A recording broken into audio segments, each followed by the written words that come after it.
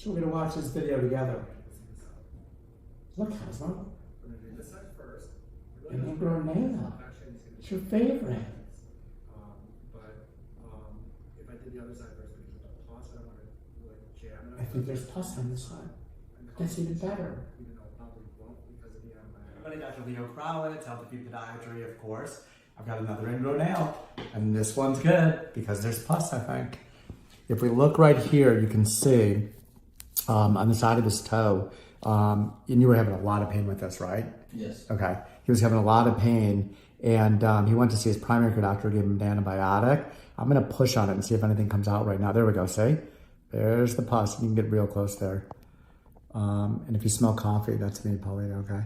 No worries. But anyway, you can see the pus coming out of there. Everyone likes to see pus come out of the side of a toe and an abscess come out of the side of an ingrown nail. But that's what it looks like when the pus starts to accumulate. And the reason it accumulates is because his nail is digging into the skin, and toenails are considered dirty. So when you have a dirty toenail digging into the skin constantly, and the bacteria will actually get penetrated deep into that skin, and an abscess forms. An abscess is just a whole bunch of bacterial organisms in one area, and that's what pus is. So now we're going to get the nail out. So that way we don't have to worry about this infection anymore. I'm going to wrap his toe with a tourniquet so he doesn't bleed. And if you look right now, you see this white? That's epinephrine. And I use epinephrine to slow down the bleeding and make it so it doesn't bleed much when I do the procedure. That way it's a dry field when I apply the chemical. And now I'm going to wrap this. I'm still wrapping this pretty tightly. And you can see I can do this pretty quickly when I do this, but I'm wrapping it tight to push the blood out of there as well. So we get almost like a double tourniquet effect. We get the effect from the epinephrine, and then we get the effect from the Coban that I'm putting around there too. So now we're gonna actually open this up so I can see, and I'm gonna slide this down here.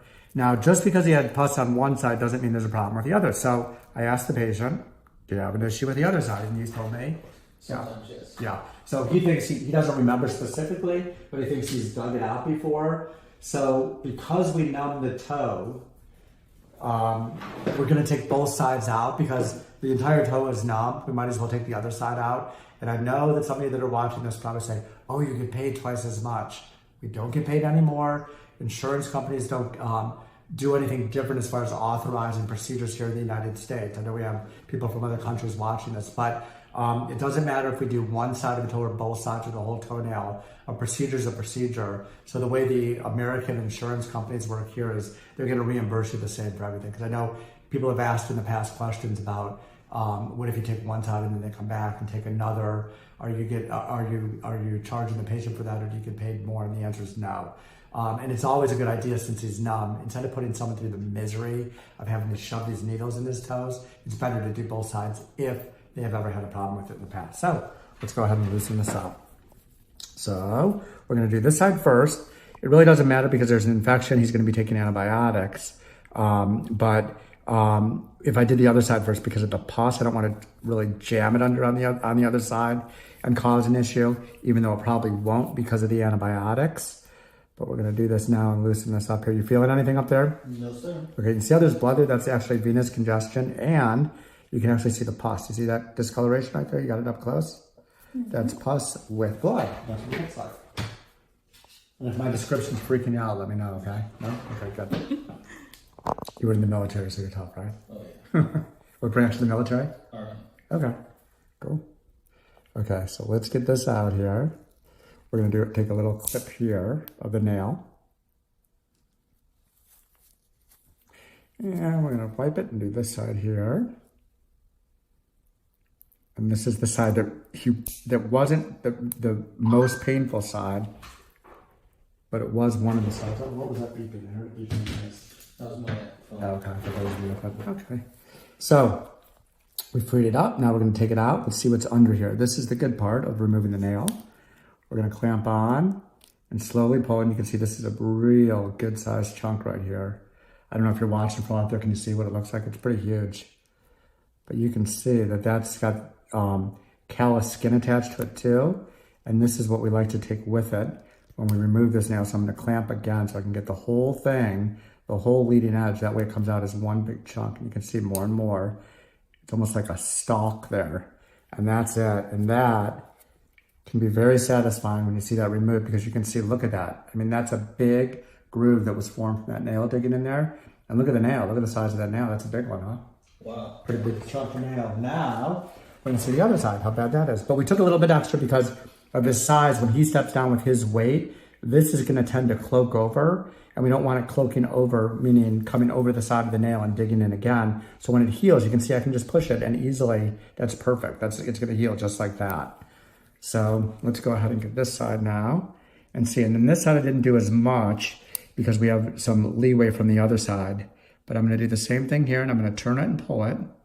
And you can see there's the end of it right there coming out. And this one too has callus. So this has been an issue because I can see the callus that formed here. I'm going to pull this out. And I'm going to do the same thing here, get that leading edge with it so I can get that skin with it too. There we go. Not as big as the other one. I think this piece of nail is jealous of the other piece of nail because the other piece of nail is bigger. But still satisfying. And this is still going to be actually a great service that we did this because this is, you would have had a problem with that for sure in the future. So this is good. So now we have both sides out.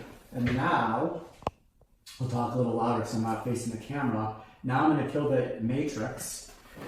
And where am I going to put this? Under the eponychium. The eponychium is this tissue right here, which is what we also call the cuticle area.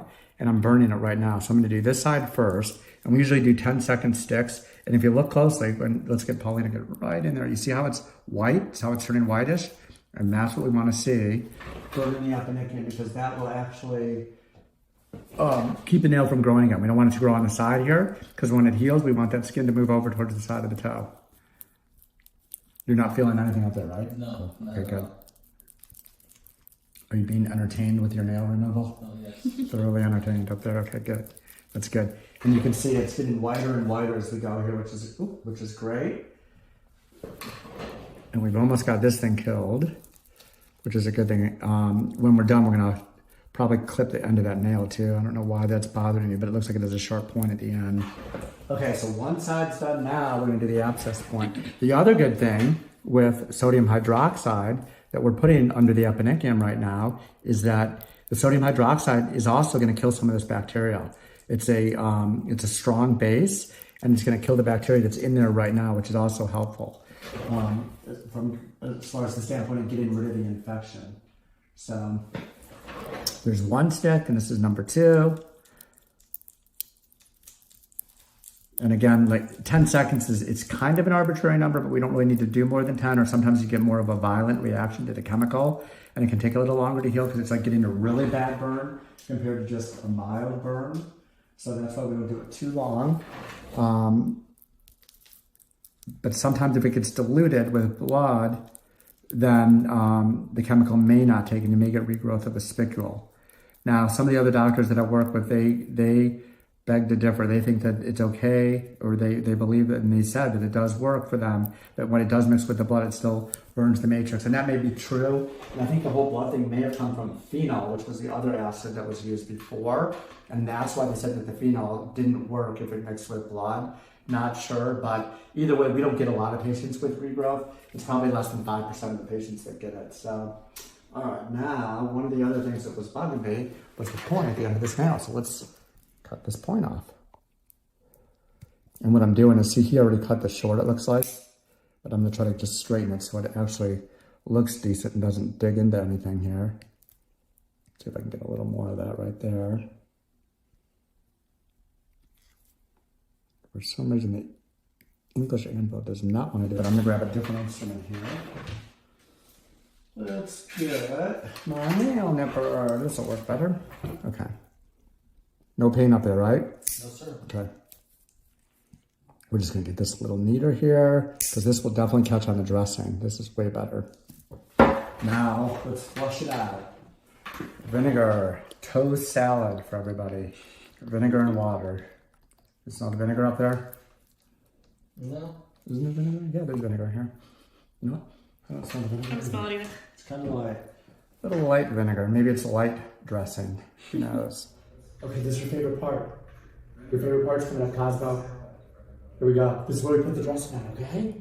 You love it when we put the dressing on. Like how I wrap it around there. Here we go. Okay. It's about to come up. I really like vinegar. Maybe it's like dressing. It was just cleaned and now it's time to dry. What happened? What, Cosmo, what happened? I think the camera stopped. Oh no. Back on me, and that's it. It's another successful ingrown nail removal. He's going to take some antibiotics for 10 days, and then he's going to follow up with me in 2 weeks so I can clean the sides of the nail out, and that'll be the end of it. And then we'll have him follow up actually 2 weeks later just to make sure that it's completely healed. Maybe we'll do a follow-up video so you can see what it looks like. But when it heals, it's pretty amazing how the skin on the side of the toe will move towards the nail, and it'll look like a normal nail, just a little